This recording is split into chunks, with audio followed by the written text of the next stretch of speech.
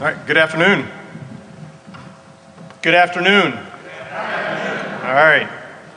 So this panel is obviously going to be about war stories and things that each one of the panelists have encountered in their government careers. So to give a chance to hear some interesting stories, and feel free if you've got a question after they do introductions after a particular story or whatever you want to ask more. Just go up to one of the mics here. We'll make it a little bit more informal so you have a chance to ask more questions. I know a couple panels before we really didn't have a lot of time to take questions, so I want to give everybody a chance to have more opportunity to dig into a particular area. So again, it's something I just like doing every time, is just to get a feel for the audience. How many are in government now? How many are supporting the government besides paying taxes? Okay, if you're not paying taxes, see one of these guys. They like to talk to you. Okay, so what I like to do is, first off, I'm Jerry Dixon. I ran the National Cybersecurity Division at Homeland and U.S. CERT before that, and was also at IRS for a period of time. Right now I'm with a small security group called Team Cumry. We basically focus on security research, cyber intel, that kind of thing. So Andy, you want to introduce yourself? Yes, my name is Andrew Freed. This is like my 10th or 11th Meet the Fed at DEF CON and Blackhat. I retired 2 years ago from the Treasury Department, where I was a special agent with TIGTA. Before TIGTA was formed, we were actually part of IRS. So I have an IRS Treasury background. Everybody here has heard of the IRS, I assume? No. Fortunately, unlike Jerry, I came from a very loving environment. But because I've only been retired 2 years, I have a little bit of a problem, and that's part of the fact that I'm still within the statute of limitations of some of the things I might have done, so I probably won't say everything. But something interesting, I just got a letter from the IRS just last week before coming out here. It's big, thick envelope, had all that. I'm like thinking, oh great, I'm going to get audited. And so, open this thing up, tear into it. 4 pages into it, realized it was a check for 89 cents that they owed me. So they sent me 4 pages and plus postage to send me 89 cents. So, they do give back at times.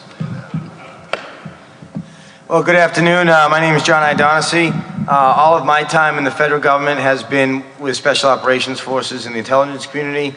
This is the first Blackhat I've actually been allowed to come to.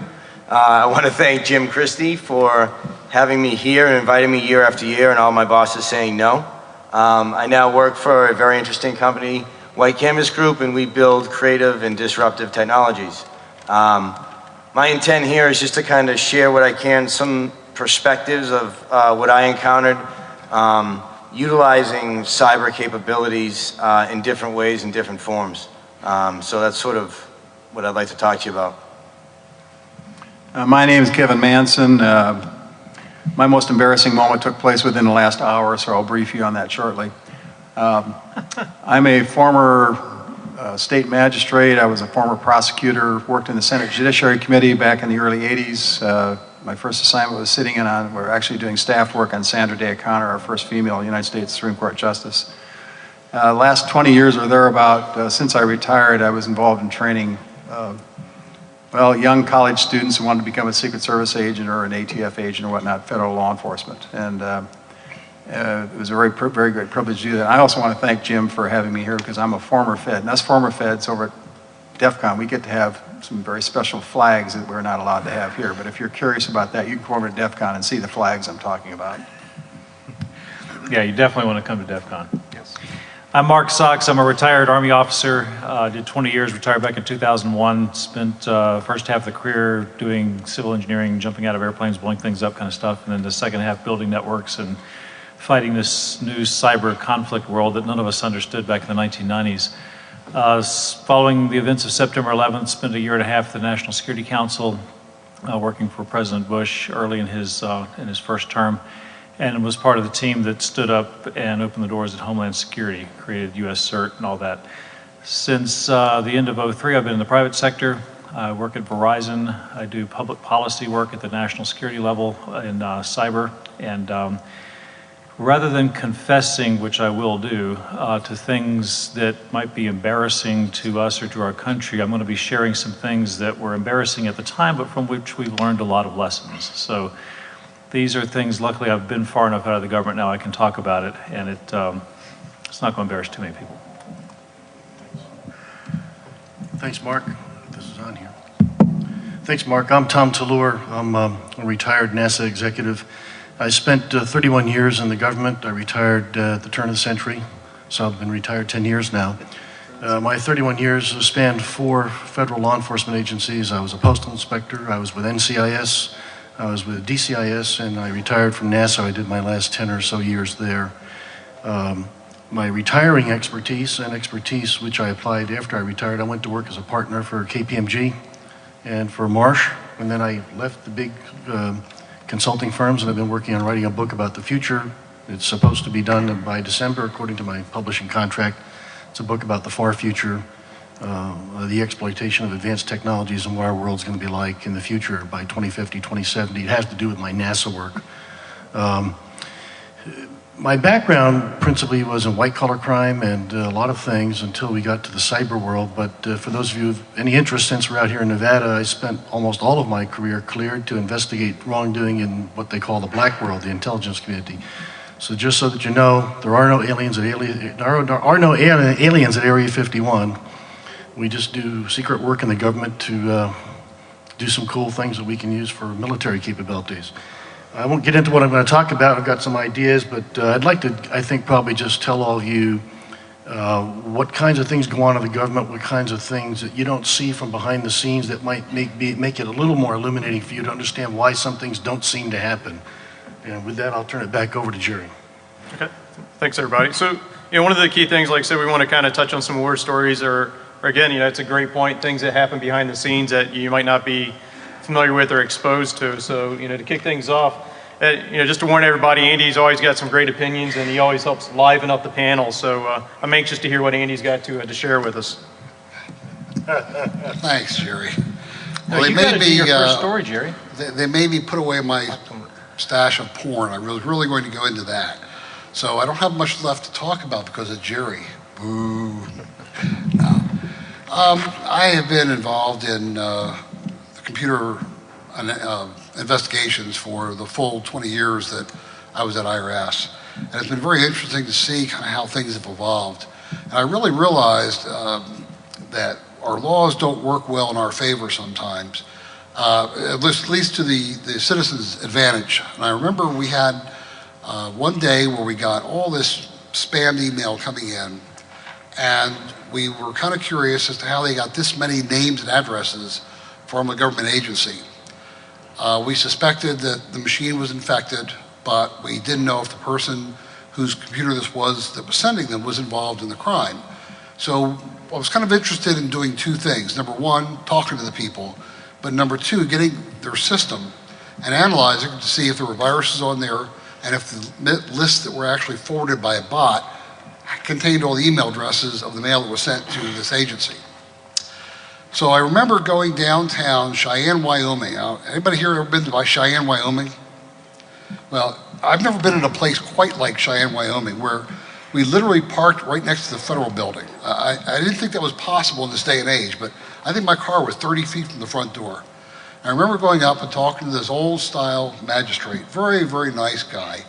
But he asked me a question after I went over the information that was contained in a search warrant that I was going to use to get this machine to examine it. And he said, so tell me, Special Agent Freed, do you believe that the people whose house you're going to search are guilty of a crime? And I told him, and I was always very honest, and I said there's about a 99% chance they're an innocent victim and that they're going to have no idea why we're showing up at their house, and that we'll hopefully find that they weren't involved, because we're going to look to prove that as much as that they are guilty. And the magistrate says, well, then why are you executing a search warrant? And I said, well, Your Honor, this is the only tool that you give us to get that kind of information. And the reality is that when you're dealing with computer crime, if you want to look at somebody's computer, very rarely are they going to say, sure, here, take it. Because they all have something on there they don't want somebody else to see. Porn, gambling stuff, pictures of their ex-wives, pictures of their girlfriends, whatever. So we found over the years that asking somebody to borrow their computer so they can analyze it is not a good strategy, that we have to walk in there and pretty heavy-handedly take the data. I had another search warrant where we did a very similar thing. This was in Chicago. And as it turns out, the house was owned by a postal worker. I only say that because it sounded pertinent at the time. We went through there, and this gentleman had like 15 kids.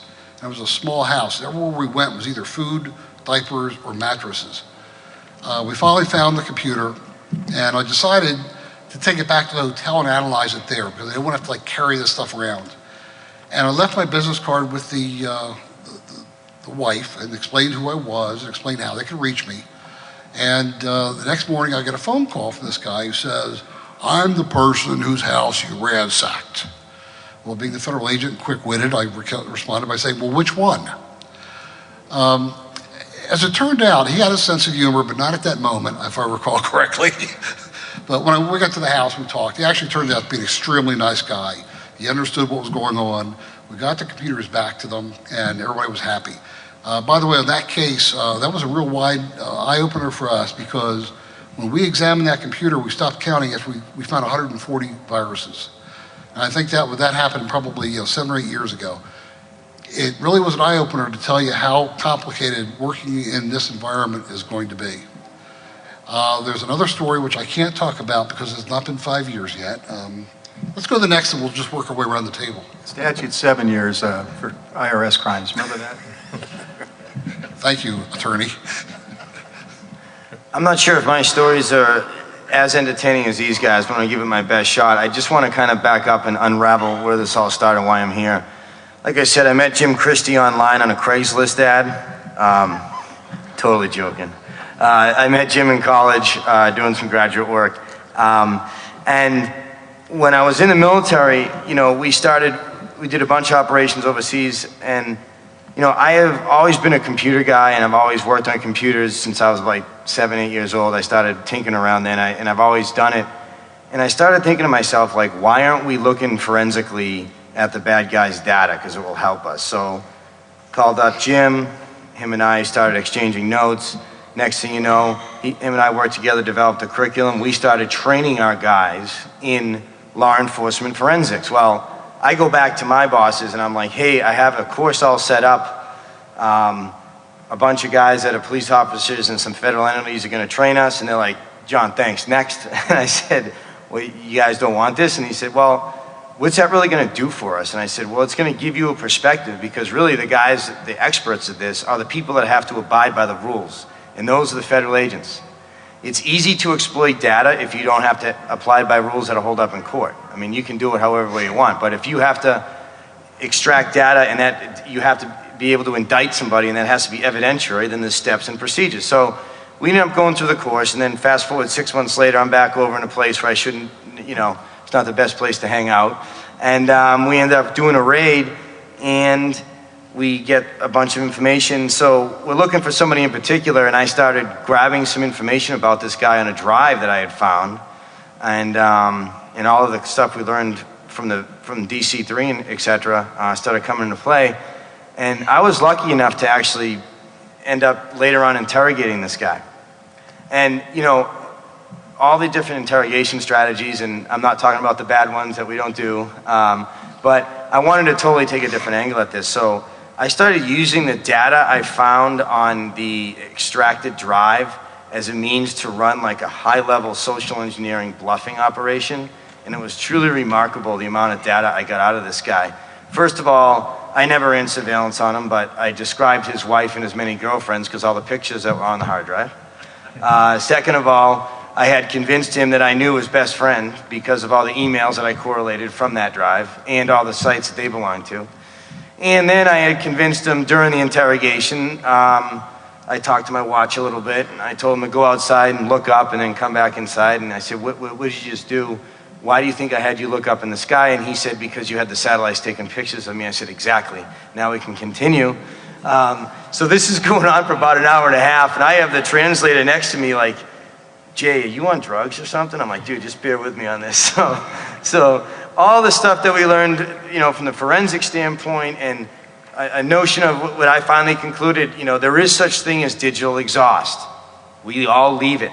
And digital exhaust is useful in investigations and anything else. At the end of the day, I got more information out of this guy from using those tactics than I mean, it ended up working out well for us and the United States in general. So that's sort of a vignette of taking a completely different alternative and perspective and listening to police officers when you're a spec ops guy, and listening to IRS investigators, or listening to Hollywood people that have a problem with watermarked and pirating DVDs and how they approach that problem.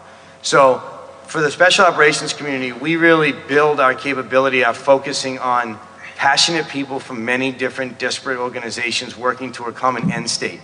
And in our cases, that end state might be a person, it might be capture, kill, or something like that, but it is an end state that's quantifiable, and we very much appreciate the diverse contributions to that.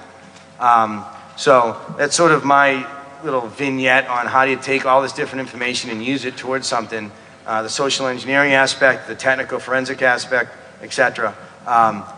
And I ask you guys, as you continue to explore, where cyber interacts, just keep in mind the convergent zone between humans and technology. I mean, it's on a collision course. I mean, we bring our cell phones with us, and we bring our friends to the bar with us. We talk to our friends in all these environments. We're constantly on our phone.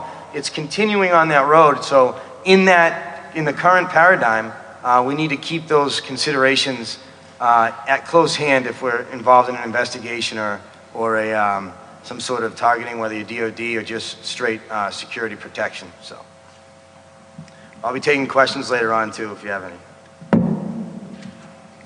Let's see, we're supposed to talk about what, Jerry? Confessions? All of mine are online, so all you have to do is look for them out there, basically. Let's see, a couple of confessions. Let's see, I've got 3 here. Number 1, why I only have 1 child. Back in the early 90s, I was running a BBS. How many of you actually have ever logged on to a BBS? My God. How about run one? Well, Ask who's run one. How many of you all been a SysOp? A BBS op. How many of you are running Wildcat? Yeah. A couple of you, okay. So you'll all understand this then, okay. So I'm running this BBS. I was at the Federal Law Enforcement Training Center, and we had to go through a thing called the Professional Development Training Program. So I don't have war stories like these guys. My war stories go way back to the Vietnam era, and some of those I can't talk about. I'm military intelligence, and you all know that's an oxymoron. So back in the early 90s, I'm running this BBS, and I gave students an assignment to hack my BBS. And this was a telecom communications fraud training program. And I made the mistake of letting the guy who was running this program get access to the hack himself. So he lets all the students into the wire closet, and they went out and they got a copy of Wildcat, freeware version, and they put it all up, and they made it look just like my BBS. They all logged in and captured it was a pretty good little hack, but it's the last time I ever let my students do that. So I'm running this BBS as a project for this professional development training program to become what they call a senior instructor. And I'm running it out of my bedroom.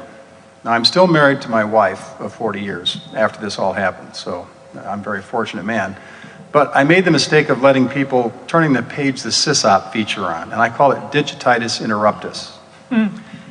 So that's why we only have 1 child, basically. I had to move it into the living room, I have to confess, and turn the page the SysOp feature up. Number 2, most embarrassing moment would be something that happened. These next 2 have all happened within the last hour. Number 1, I have a reward for the black bag I left in row number 7 out here during the last panel. And if any of you find it, I'll be glad to give you some nice NSA swag. Okay, so. Who's in the bag? There's the winner, right there. Yeah. Yeah, no, the iPad that's in there is not what your reward is. I hate to tell you that. Okay. Okay. So, and then the other blooper also occurred within the last hour. I managed to leave my retired credentials down in the speaker room, and I have to thank Mr. Mortman for bringing them up to me and then just fronting me out in front of the whole crowd up here that I'd done that too. So, those are all relatively minor confessions. Some of the things that these guys down here are going to have to confess to because I know what they need to confess to. All right, I'll confess to a personal story, and then I'll talk about a more relevant story. Since you're confessing personal things with your family, go back to 1999. Do you remember the Explore Zip virus? Anybody remember that? It's about the same time as I Love You and Melissa. It was all that in that time frame. So we had just established the Joint Task Force for Computer Network Defense, JTF-C&D. Our mission, of course, was to figure out how to best defend the DoD against all things foreign, evil, domestic, whatever, that are going to come in through cyberspace. When Melissa let loose that spring, we did the right thing. System administrators were notified. We took the code, learned about it, blah, blah, blah.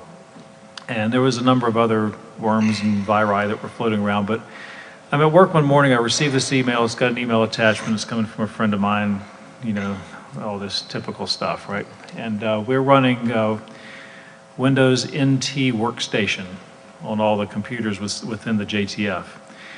Read through the email, typical social engineering. Hey, Mark, check out the attachment. Need you to review the document. What does Mark do? Double click the attachment. The stuff we're all told not to do. Well, the attachment doesn't open. Double click the attachment again, doesn't open. All right, well, something's not right here. I'll just email it home to myself. Okay? Now remember, this is the top crust of the InfoSec world who's supposed to know better than to do all this, right? Email it home to myself, get home that night, sitting in there in my personal email. I fire it up. I'm running, I think it was Windows 98 or Windows ME or whatever was out at the time. Open up the email, double click the attachment, doesn't open. Double click the attachment again, doesn't open. Yeah, or whatever. Go on and start doing other things. At the time, we had a home network. This was in the dial-up days, and it was a 56K dial-up to local phone company connecting into Earthlink or however we were connected. And there was a device called a modem router. I don't know if any of you remember these. It had a 56K modem in it, and then it had 4 Ethernet jacks on the back, little 10 megabit kind of a switched modem, or actually it was more like a hub modem. But anyway, you had a local area network off the back, and if any one of the computers needed to go off the local area network, the little 56K modem would kick in and would dial your ISP. It was kind of classy for the time, well before today's broadband.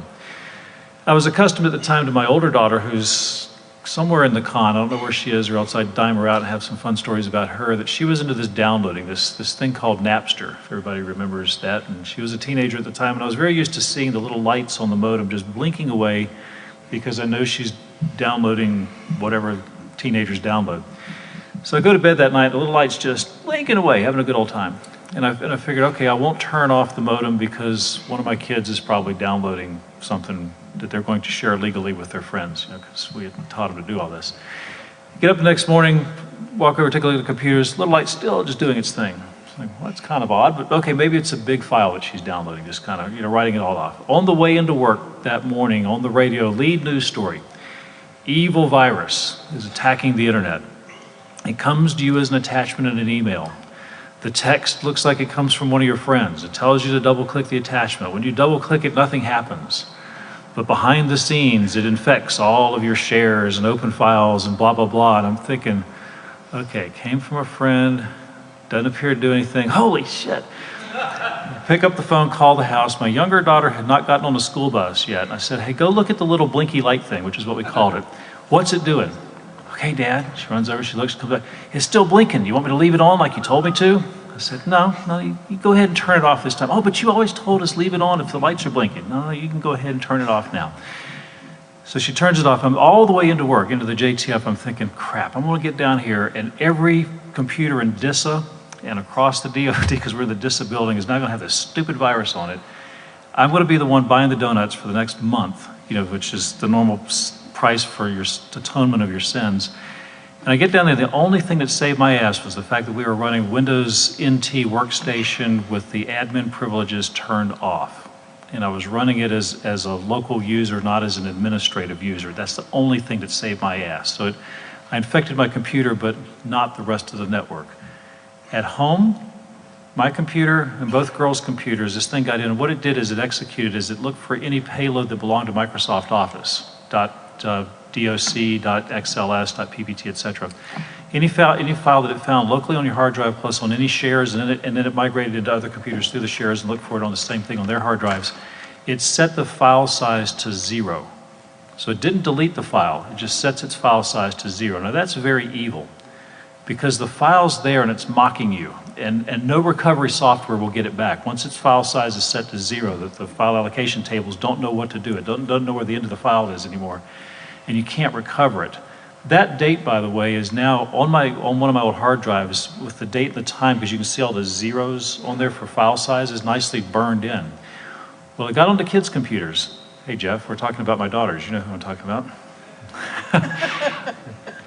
We won't go there. That's another story we won't talk about. And all of their documents are set to 0. And it turned out they were using Windows Word for their homework. And literally, my virus ate their homework. And gave them the legitimate excuse to tell their teachers that Daddy's virus ate their homework, like the dog ate my homework thing. Now, the thing that saved my marriage, that didn't cost me this, was my wife's computer was turned off at the time. She's part of this local area network. Thank God it was turned off. It didn't spread into hers. That evening when she came home, and I'm recovering from the damage, looking at what happened to mine, the kids' computers, little puppy dog tears, not understanding why Dad, the trusted one, who would never do anything wrong, had let this bad thing go. My wife quietly just unplugging things. She unplugs the monitor, unplugs the keyboard, the mouse, CPU, because remember, this is back when we had big computers rather than nice little small laptops. And she goes up to the bedroom upstairs and she clears out a space and just starts setting things up. So, sweetie, what are you doing? She said, I will never, ever connect to your infected, used all this kind of words, network ever again. I can't trust you. I am now going to be isolated from you because you cannot be trusted. For the next 3 or 4 years, literally, her computer stood alone. And it took that long to develop that trust to get her back in. Lesson learned. Don't double-click the attachments. Well, beyond that, user privileges, I mean, all these classic things that we've been teaching people, even those of us who think we know what we're doing, we screw it up. All of you probably have the similar type of experience. You screw it up, what do? You learn from it and you move along. And I got plenty more stories, but let's move along. NASA. Well, folks, I don't know where to begin. In my career, I've worked all kinds of things before I ended up specializing in cybercrime, serial killers, murders, and a lot of different kinds of things. If you watch that TV show NCIS, they kind of glamorize this stuff, but actually, in some ways they kind of get to the essence of it. It really is that way, except for all the TV nonsense that sort of project the non-realities of the way it's like, but in some ways they get the elements and the essence of it. As the other folks were talking, I was trying to think of what kinds of things I could tell you that you might be interested in hearing about, or you may have thought about to yourself but never had anybody answer for you. And I started thinking back to the kinds of questions I would get when I would give speeches anywhere in my career, but I'll limit them to NASA for now. I used to go out and give speeches at NASA auditoriums, at NASA centers. There'd be 300 or 400 people there, and my job was to inform and educate about our mission and what we do. And usually after I gave a talk, I'd get questions about, we heard you say, Mr. Toulour, all these things. You're doing all this for the agency. Well, who's doing this for us? And it reminded me that as federal agents, we do things that other people in law enforcement don't do. And it reminds me that a lot of things in our country drop below the radar screen for a lot of citizens that the feds don't even see, who don't get involved in because they can't. When you're a Fed, you're involved in my case at NASA, I worked 18 hours a day until I fell asleep, and I woke up, and I did that until I dropped, until I retired. And it's because everybody we were chasing for cybercrime were international organized groups, large groups. 60% of our cases involved organized crime groups. Then, before I retired, 20% of them were host nation state attacks, sponsored attacks. Sometimes foreign intelligence services were co-opting these organized crime groups to do their work for them. In many cases, most cases, it was unwitting, but in some cases they were collaborating. They knew what they were doing. And this environment is so intensely dynamic. You just run from one crisis to the next. You're on the phone or a secure phone with CIA this minute. Next minute, you're coordinating on a conference call with NSA and CIA about that. The next minute, 4 other agencies just brought information to you that all relates to pieces of this, and you have to inform all them what's going on.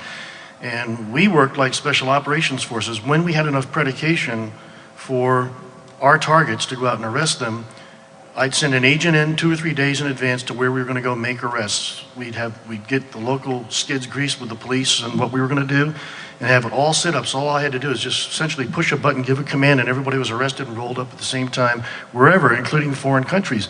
This is very dynamic and intense work, and it's hard to do. But I tell you this because now that I'm retired, and I see, for example, corruption at the state and county government level, where we have sheriffs on the take and county commissioners going to jail for taking bribes, and they're in federal prisons now. Just do an internet search on Palm Beach County or Miami-Dade or some of these other places. You all know what I'm talking about. Where's the feds when these happen? There's things going on in the county I live in right now. We got widespread corruption. Nobody's doing anything about it because it just doesn't get to the level that feds can pay attention to that. If the feds are really doing their jobs and they're doing it right, they are thinking transnational issues and national issues only. They're not getting involved in state and local issues unless there's some reason they ought to be involved in it. So if you've ever thought to yourself, why don't the feds ever get involved in this? It probably just doesn't come up high enough on their radar screen for them to pay attention to it. Everyone here can tell you a story like this. It's something that I had people ask me about a lot in my career, and I thought I'd just tell you about that. Andy made a comment about search warrants and dealing with judges. I wanted to tell you about a Kodak moment that I had with one. For 5 years straight, the NASA OIG, the organization I built in this computer crimes division, we trained all federal prosecutors in the United States jointly with the computer crime and intellectual property division. I did that because I was selfish. I wanted my cases prosecuted, and I wanted every prosecutor in the country to know who we were, and I wanted them to know that we were good and perhaps the best. And it worked. I had every case prosecuted. And I took them to NASA centers, down at Kennedy Space Center, had them bring their families for space shuttle launches. We had good relationships. One of these prosecutors called me up one day after one of these joint tech agent prosecutor training sessions, and he said, "Tom, I want to tell you a war story. I presented one of your agents' search warrant requests to Judge so-and-so in this circuit last night. And normally when relations are good between a judge and a prosecutor, the judge will say, if he trusts the prosecutor, do I need to read this? The law says he's got to read it, but people work on the basis of networking and personal relationships. He says, do I need to read this? He says, Judge, it's all right, but I want you to read it. So the judge took this search warrant request, which talks about in not technically technical detail, but in enough detail to understand the technical process, what these intruders were doing, how they were doing it, and why it's a problem, and why we needed this search warrant. And this is the judge's words. He looked at the prosecutor and he said, Bill, I read the search warrant request. It was very clear. I understood it, but I don't understand it. And what he's really saying is that step-by-step synaptic connection between all the little facts to build that search warrant request, he just couldn't retain them. If you've ever asked yourself the question, why do we have cybercrime and why is it that people don't get it, remember that story. Another quick story for you. Romania. In early 1990, middle of a heavy snowfall, there was nobody around. I got a call at NASA headquarters about intruders breaking into the Goddard Space Flight Center out in Greenbelt, Maryland. I went out, talked to the incident response folks, listened to what they had to say. Turns out an intruder came in from Romania, broke into this server that had 300 accounts on it and stole all this advanced technology research data and took it right back to Romania. This is the early days of this kind of crime. No concealment courses, no conduit paths, just straight back to Romania to a university institute.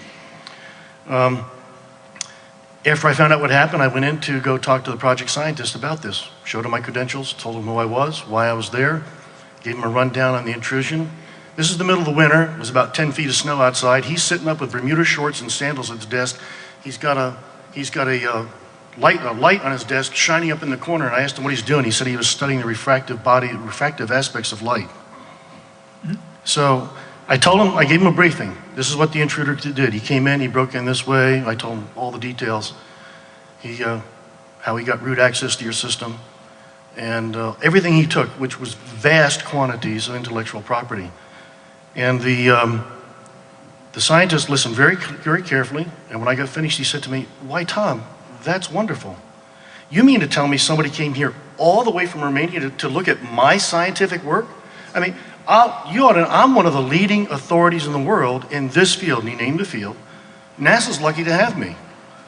And I immediately thought, okay, we're gonna have a communications challenge here. So I thought, since I'm a philosophy major from way back, I thought I'd employ the Socratic method. And I said, let me get this straight. you're one of the leading scientists in the world on this field, and I named the field. He says, right. And I said, I'll bet as a scientist, since you're a PhD, you have to publish a lot of papers on this stuff. And he said, right.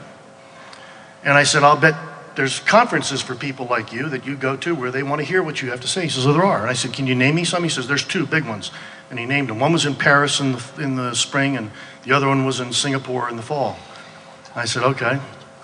And I'll bet that there's times you can't afford to go, knowing the budget cuts we have here at the agency, so I'll bet that you probably have to get them to pay your travel on invitational travel orders. He says, that's right. And I said, I'll bet they can't wait to hear what you have to say. He said, they can't. That's why they do that. I said, so okay, let me ask you this. Where's the next conference now? It's January. I said, so the next conference is in Paris, right? He said, right. I said, okay, so what are you going to do and what are you going to say when you show up in Paris this spring and a scientist from Romania gets up and presents your scientific work as his? And he sat back and he gave me that deer in the headlights look for about 20 long seconds. They were long seconds for me. And he finally said to me, you know something? Your work is important. How can I help you? And I could tell you 10 stories more like that, but I think you see the point. If you see Tom in the bar tonight, you get the others. You get the 10 stories. I mean, people ask me all the time. Some people asked me today in the earlier panel, why does cybercrime occur? It occurs because you're not thinking about it. People want to get on their computers and they want to use them, and they want it to be like their car. They want it to start up and they want to go from point A to point B. They don't want to think about how it works, and you shouldn't have to.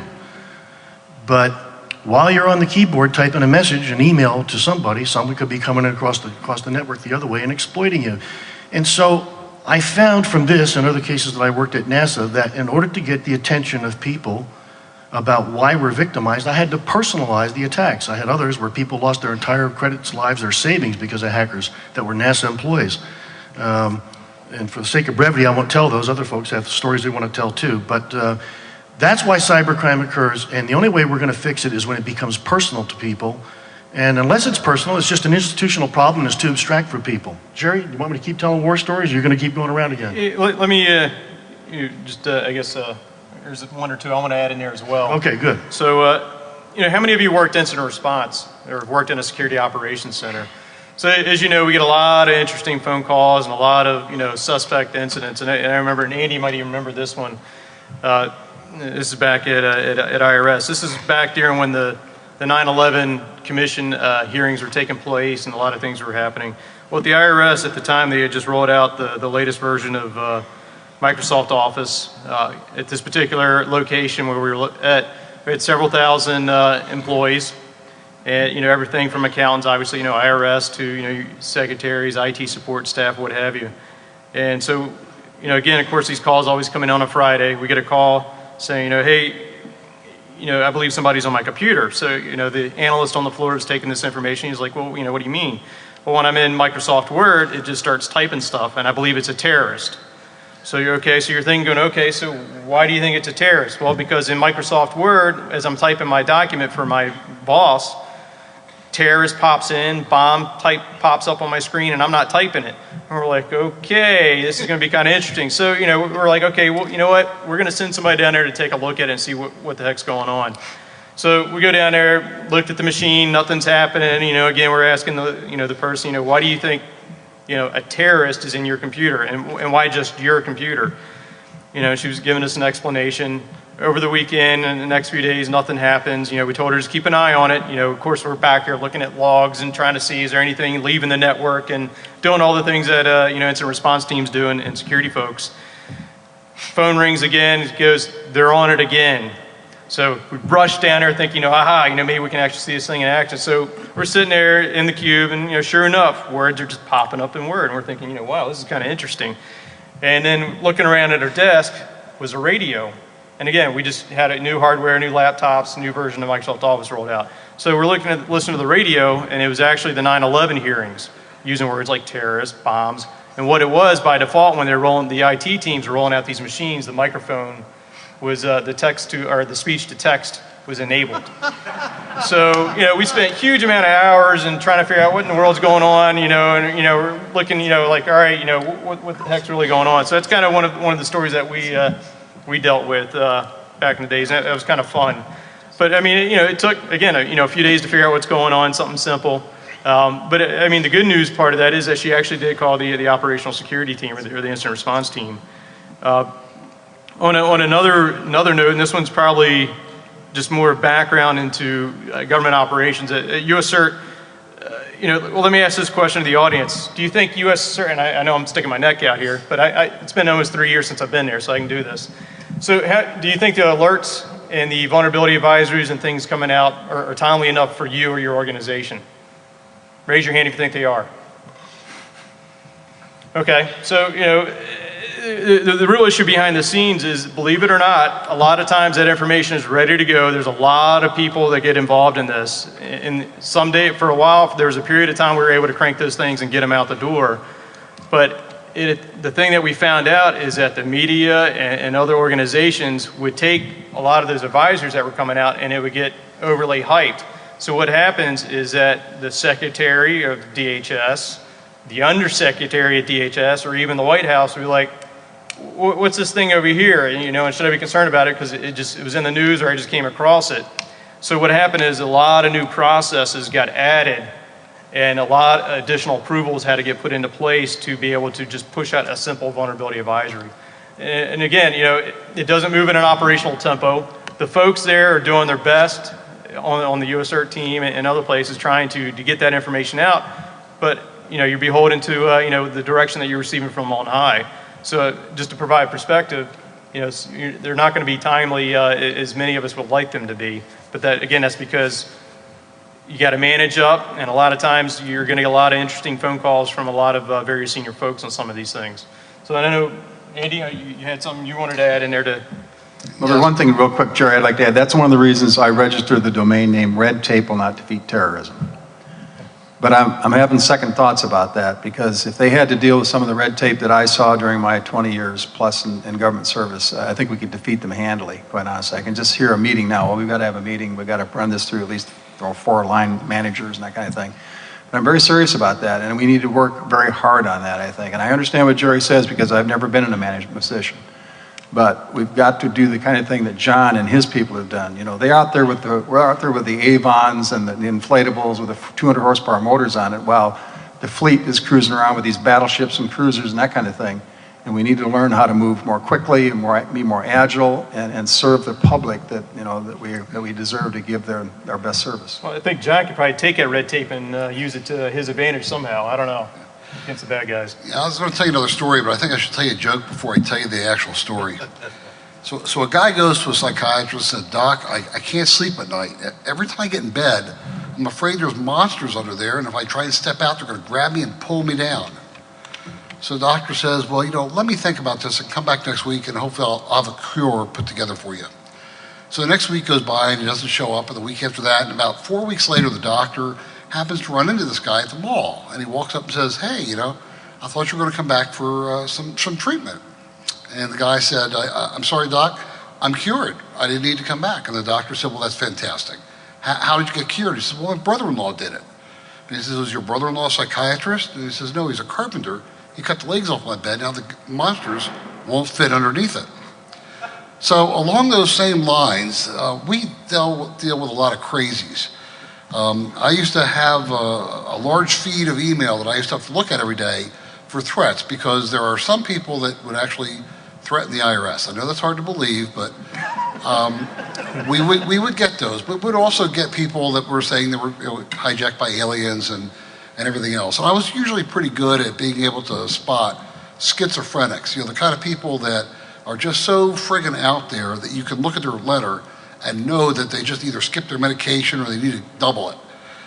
And I had one guy one day that was just writing us nonstop. And the curiosity finally got the best of me. So, using an anonymized phone, because I didn't want him calling me back or anything, If I did, I would have said it was the FBI. But I called him and, I said, are you really as crazy as you're writing? And he said, yes. I said, okay, well, that's good to know. I got like 600 other emails the next 2 weeks following that with the same kind of garbage. And it's interesting because anybody's ever had to deal with the public, it sucks. Especially if you have to be politically correct, which is kind of against my nature. But there was a... Really? I would have never known that. Oh, yeah. Thanks for telling us that, Andy. I didn't know. Yeah, everybody knows my reputation. Very early on in my career, I remember getting a call from a lady who claimed she was screwed by the IRS.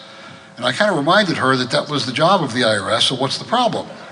And she said, no, you don't understand. You know, I was assaulted by one of your people. So, okay, well, we generally don't do that, so maybe I'll come out there and talk to you.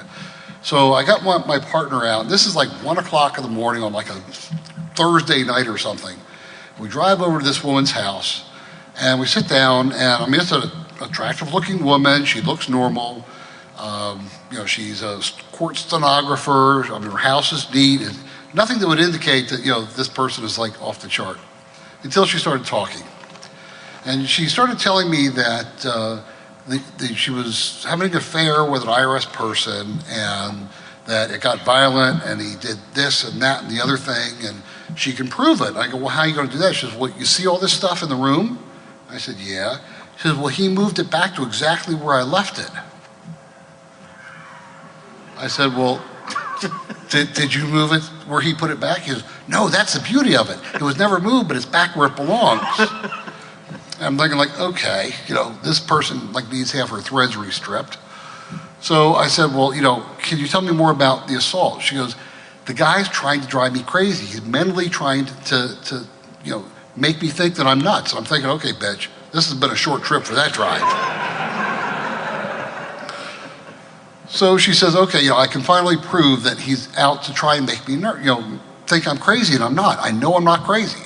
I said, okay, tell me how you're going to prove it. So she takes me out in the garage, and she says, look, this proves it. I'm looking around thinking like, okay, this is getting worse. She said, there, and she's pointing the wall, and all I see is a blank wall with a circuit breaker box. I said, lady, it's a circuit breaker box. What about it? She says, open it. So I'm thinking, okay, now she's trying to like set me up and electrocute me. So I get like my pencil and I'm opening this thing up, you know, or thinking like some snake's gonna come flying out at me or something. Open it up and there's switches in there, like kind of what most would expect. She said, that proves it. I said, look, lady, I'm sorry, we're not, you know, communicating here well. What the fuck are you talking about? You know? She says, he rearranged all the circuit breaker boxes so that the colors are different now. So that was my first experience having to deal with people that aren't very normal. Before I had my last boss, I might add. But it's an interesting phenomenon when you actually have to work for an agency that has to be nice to people. And I usually try to be mostly nice, most of the time, sometimes. Are we going to tell Andy stories And which now? agency would that I'd like be? to tell some Andy stories. Then there's another fun thing I did very early in my career, and I'm saying that's because that magic 7 years of statute of limitations, but we were going to try and prove that we could break into certain high-risk systems in the IRS. My boss decided that we were going to go out to one of these great big server centers and basically jury-rig this box so that we could crack passwords and user accounts and everything else. I figured, cool, fun, whatever. So we end up going to this place that has like no bars. It's like nothing around for like 200 miles. So it's like seriously boring. We decided to go into this place, and I had some software that I wrote that I could basically run on a program that would start capturing keystrokes. No big deal. So we walked in this room, and this room has like 500 computers. There's one guy, like 89 years old, sitting there working. And I walked up to him and said, sir, would you mind if I borrowed your computer for a minute? So the guy looks around and, you know, says, sure, what the hell? He gets up, walks off. So I load this software, and I'm waiting for him to come back, and he like never come back.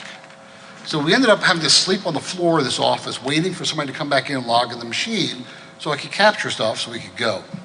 Well, as it turns out, it didn't work that day. And we had to set it up a second time, and it didn't work, and a third time. Finally, what happened is I had renamed the program such that when I typed it, I wanted it to look like I mistyped something. And that was really the name of the file. But when I entered the program name, I didn't mistype it.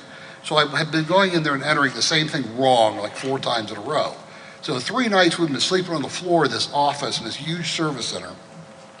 And we finally decided that we would just ask the guy to log in the damn system, you know, with the thing running in the foreground.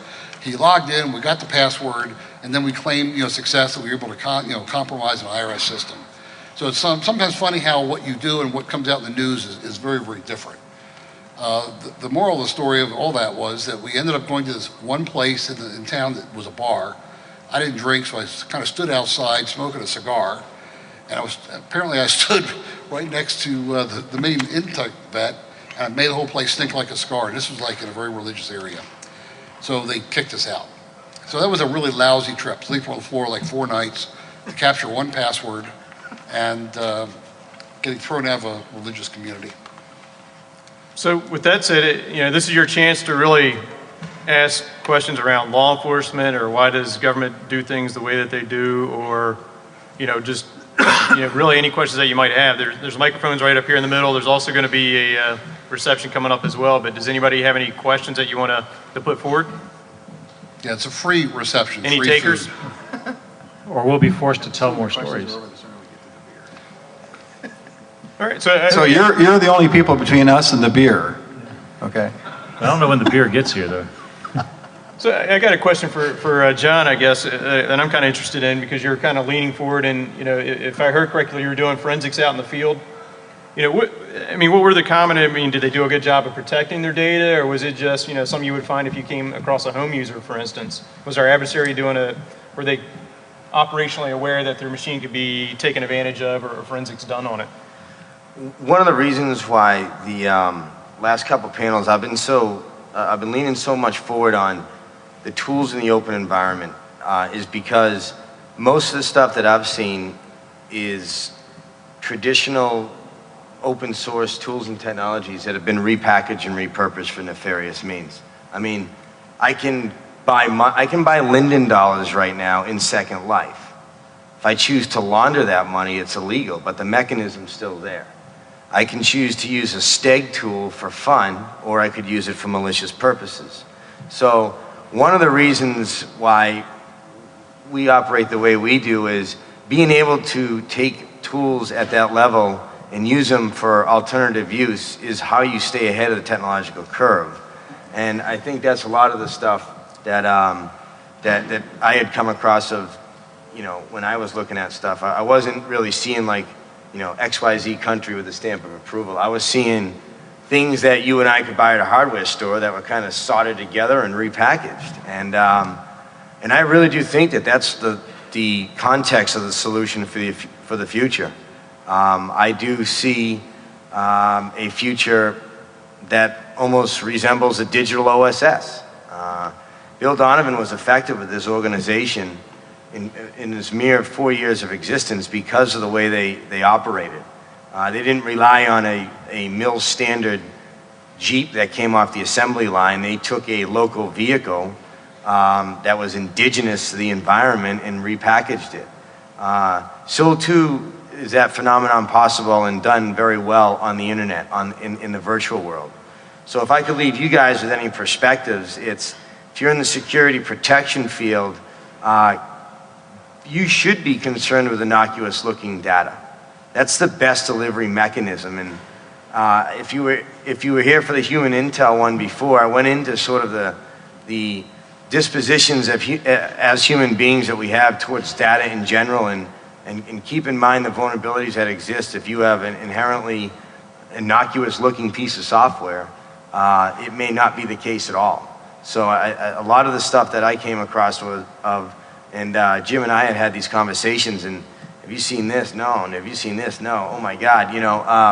It was just one of those environments where I hate to keep going back to the analogy of the David and Goliath or the Sun Tzu thing, but if you have zero funding and you're not a military superpower and you're not state sponsored, the only thing at your disposal is open source tools, is commercial stuff. So that's sort of, does that answer your question? Or? It was also interesting. When and again, I'm just making a guess here, but when you're, grabbed a target or we're looking at a target, you find the hardware and stuff laying out. I was just curious, what are the common things that they're using, every day? Are they doing a decent job at protecting the data? Are they using PGP, for instance, or GPG on their laptops, or they just don't care? And I think it's both. I saw an evolution I did numerous different deployments, and every time I went back, I saw an increased level of complexity. And then as that, Kevin had mentioned before, he said, have you been to CryptoMe site? And I said, yeah, a lot. I think when you look at some of these sites, the same evolution that you see online in the wikis and in the forums is what I saw in the physical sense. The only time I saw a water-cooled CPU, I think, was at an FBI lab, and I thought that was pretty cool. But I never saw that overseas, even though it's hot over there. I realized it was used for gaming, but that was kind of neat, and a Wi-Fi hard drive that was remoted and buried in somebody's backyard. Another kind of neat concept. So, I mean, one of the things, tomorrow's worst adversary is going to be the person who reflects more of a Renaissance man than an eight-dimensional expert.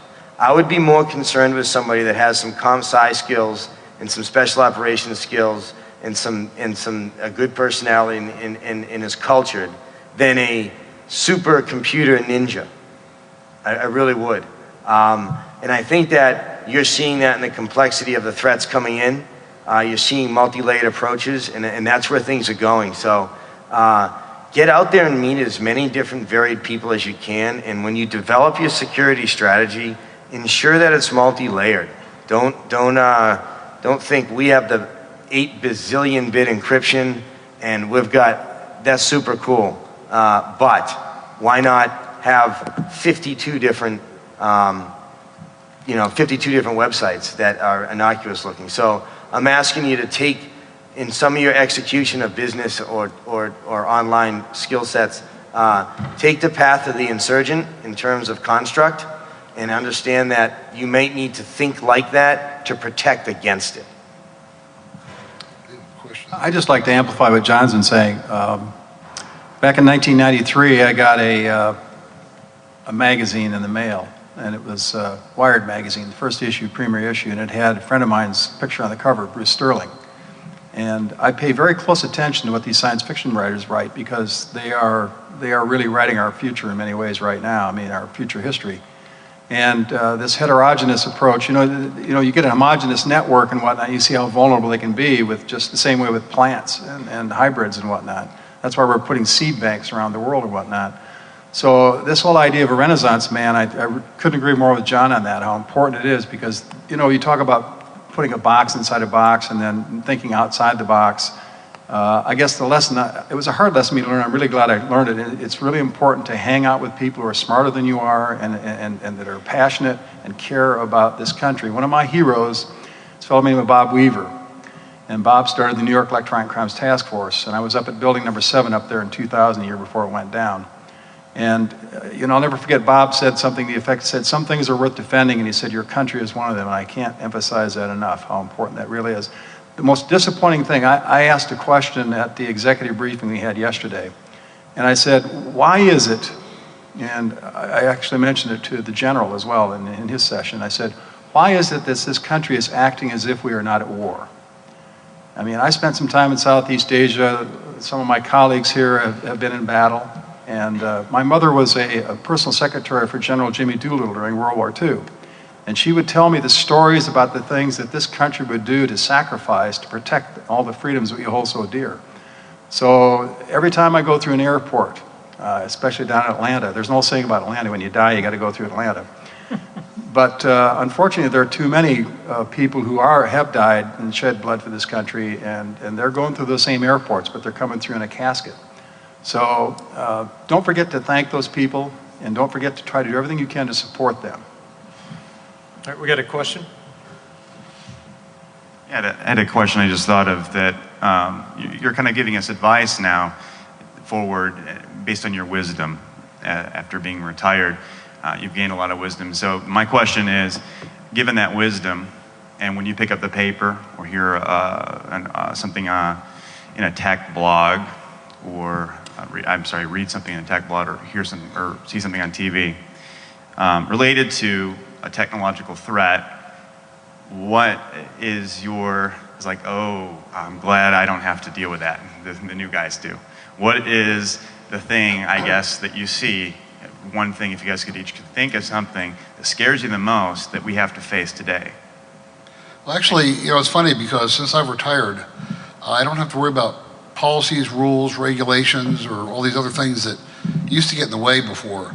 I'm actually more active now dealing with some of the current threats in technology through a number of different organizations than I ever was as a cop. And unfortunately, what you find is law enforcement is very, very inhibiting. And there are technical measures for most technical threats. Unfortunately, from a law enforcement perspective, the role of an investigator or a federal agent is not to develop strategies to mitigate threats. Their job is to investigate what the threat is, how you can attribute it to somebody, and solve a crime and prosecute somebody. Since I've gotten out, I've had a lot more fun fucking with the bad guys. I have a lot of data that I have access to now that I never could have had when I was a cop. I don't have to worry about things like wiretaps. We have people that are actively involved in, on an international scale, fighting crime at a totally different level than what I ever could have done when I was a cop. And I'm having a lot more fun right now. I just want to add, I mean, to your point on that question, you know, there's a lot of conversation about advanced persistent threat. Everybody been hearing the buzz term APT this or APT that. And I often get asked, you know, what do you think the APT is? And I'm like, the minute I connect a device to the internet, I'm up against a persistent threat. It doesn't have to be a nation state. It can be organized crime. It could be some script kiddie. It could be some worm that's on the internet. That's a persistent threat. You know, and if it's electronic, some of them are sophisticated, so I guess you can call that advanced, some are not. So, I mean, there's a lot of dialogue around that. But I think one of the issues that kind of concerns me is looking at, I think when you start to look at, I've been doing some research, and when you start looking at things like the Uniform Crime Report and deterrence, when you go back to 1998, you look, and this is using data from the Department of Justice CSIP site, they have listed a whole series of cases that have disposition, meaning that the person's been charged, they're either doing time, you know, the court case has been wrapped up, or they're doing probation or what have you. And when you look at that, since 1998, and this was just a few months ago, there's only, you know, 60 plus cases, and again, this is at the federal level. This doesn't account for state or local, and of course, you know, I don't know how accurate their numbers are, so, you know, again, you know, treat it as an estimated number from CSIPs, but basically, you know, we're only talking 60 plus successful prosecutions, and then there's another 70 plus that are just sitting there awaiting disposition. And so how can you have real deterrence if, you know, one, you're not going to get put away, and this is data from 1998 to where we are today. So that's kind of, I think there's got to be some changes there, not only in how we track cyber from a uniform crime report, because it's really not its own category, but we got to, you know, one, it'd be great to have better statistics out there, but we've got to do a better job of deterrence and bringing closure to some of these crimes. It's a really interesting, to answer your question, it's a really interesting disposition we're in because we're the biggest target on the block, the United States. And we have the most, I mean, our Constitution is designed to give us maximum freedom and protect that freedom and protect personal privacy and freedoms. But the sheer will of doing that inhibits everybody in uniform's ability to operate.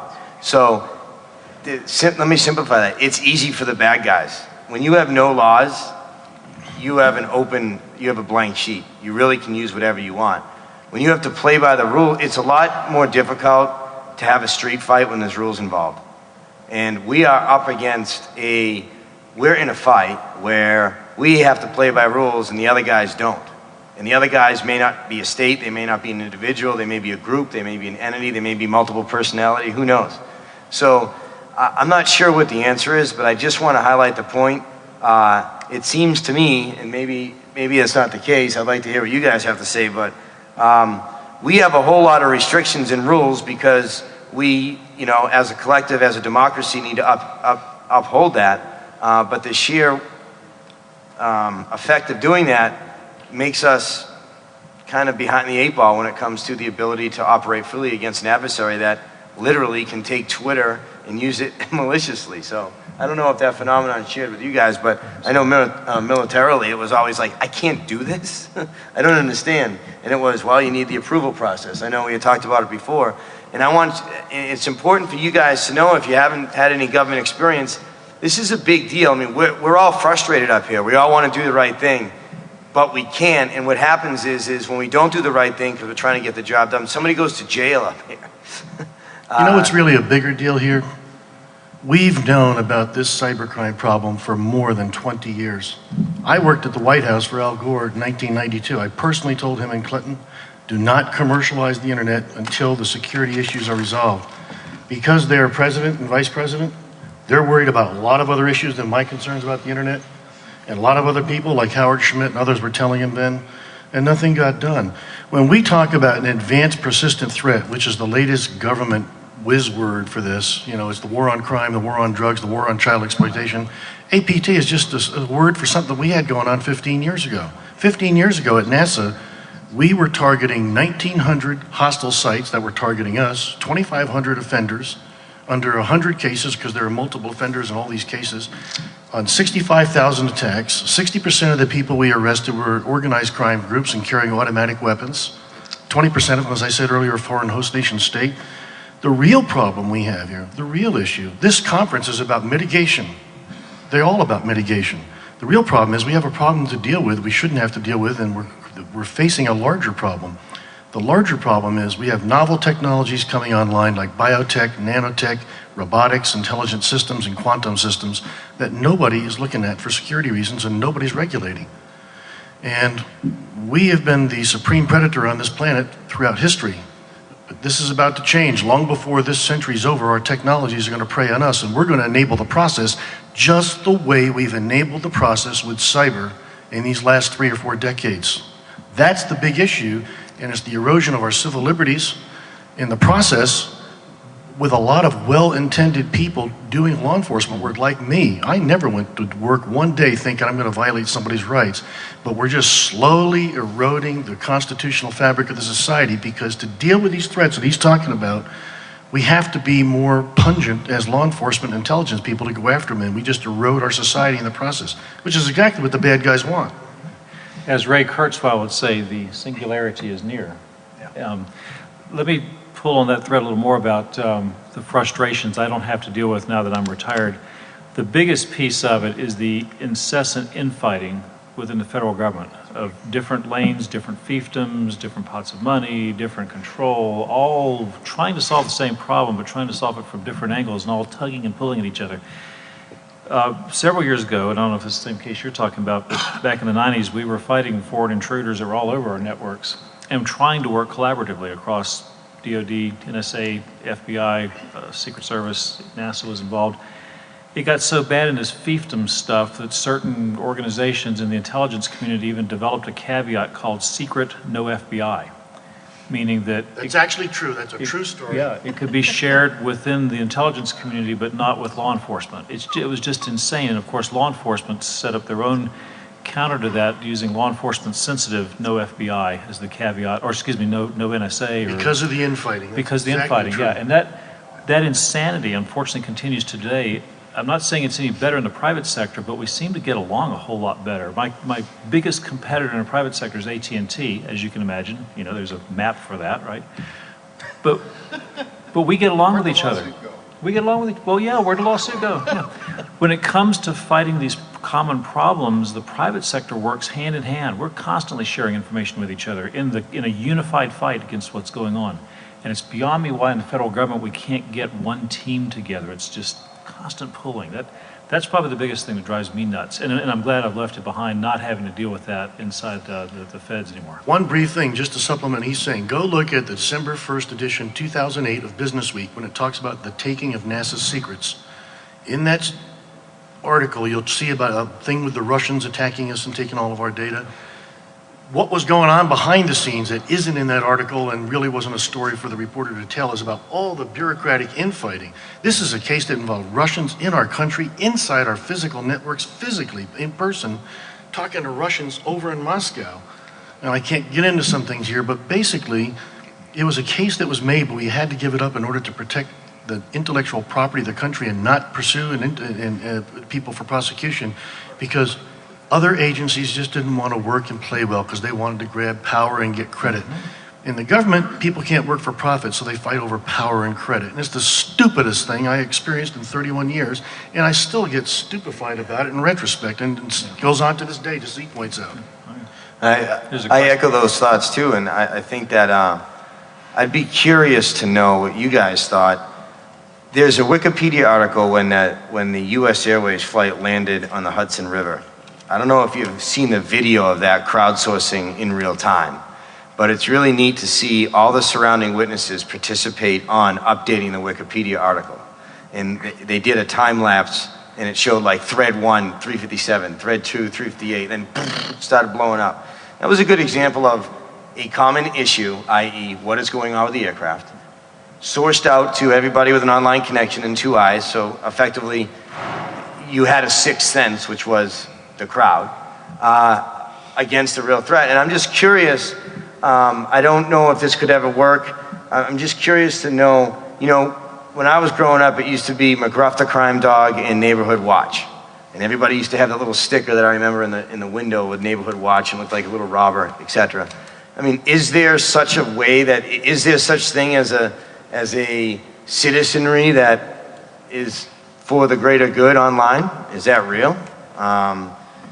I don't want to call it militia, but is there a citizens organization that protects the IP of America? Because really what will end the United States will be the persistent erosion of business, and anybody that's in business, that continued over time we can't withstand. So it's just something to consider. Using the Wikipedia article as an example of crowding, if we had a major event, just like the ham radio crew comes together, could a cyber entity come together and provide information? I've seen this work in Bandar Aceh. I've seen this work in Haiti after the equation, and after the earthquake. I'm wondering if this could work in another realm. So just something to consider. Real quick, we got a question up here. Go ahead. Yeah, I think Blackhat's probably a good example of that. Right? Sure is. One thing that strikes me as kind of a similarity between what we're seeing in the government and what we saw back during the dot-com boom was, as soon as the internet sort of appeared on the scene and the business world was trying to decide what to make of it, a lot of big companies were asking the question, what's the role for the multi-billion-dollar media conglomerate in internet content? Turns out the answer was there is no role for them. Little guys with, 10 people and a website can put out content just like, the New York Times could. And we're seeing them sort of erode away over time. I think in some ways the government's asking a similar kind of question. What's the role for the multi-hundred billion-dollar defense industry and et cetera in securing people's networks? Is anybody asking the question, aside from perhaps John, whether there even is such a role? Their first role is to secure their networks. They are so ate up, and they need to secure themselves before they start playing a bigger role in the national defense of this country in cyberspace. Outside of that. Well, the other thing I'd like to just add to this as well is, back in World War II, we had plane spotters, Civil Air Patrol. People really understood that this nation was under attack, and there were fears that, we had incendiary bombs coming across the Pacific Ocean that landed in the Pacific Northwest. Where I live on St. Simon's Island, Georgia, we had tonnage being sunk right off the coast. And they finally had to convince people, my God, turn your lights off, because it just lights up all the targets for the German subs.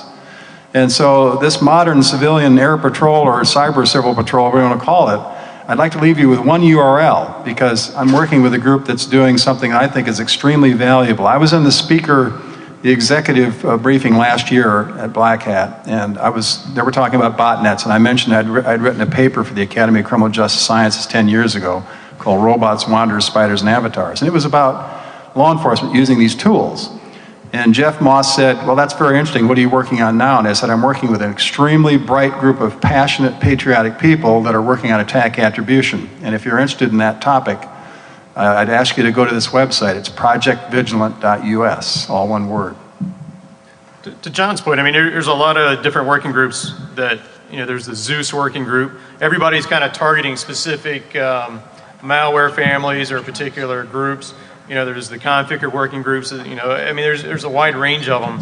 You've got, things like the Internet Storm Center where, it's community-based efforts. So, there's pockets of it, but I think the challenge is there's really not a good coordination from a national perspective. How do you leverage all those different activities? And they're making a heck of a lot of progress and probably doing, improving the situation a lot faster than what the government can. But how can that be more coordinated so we're not duplicating a lot of efforts at the same time as well? And that's some of the issues.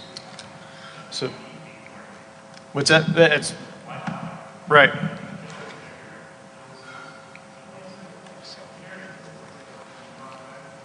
Yep. So he said basically, why does it need to be coordinated? Why bother? So, I mean, but again, it goes back to how complex this problem is. We had a panel earlier today talking about cyber war, and everybody had the perspective of, here's what we think it is or isn't. And, so again, as you mentioned, it's a key point. The government's still trying to figure it out themselves and answer that question and what the role is in cyber. Do we have time for one more, or are we good? We're done. Okay. Beer time.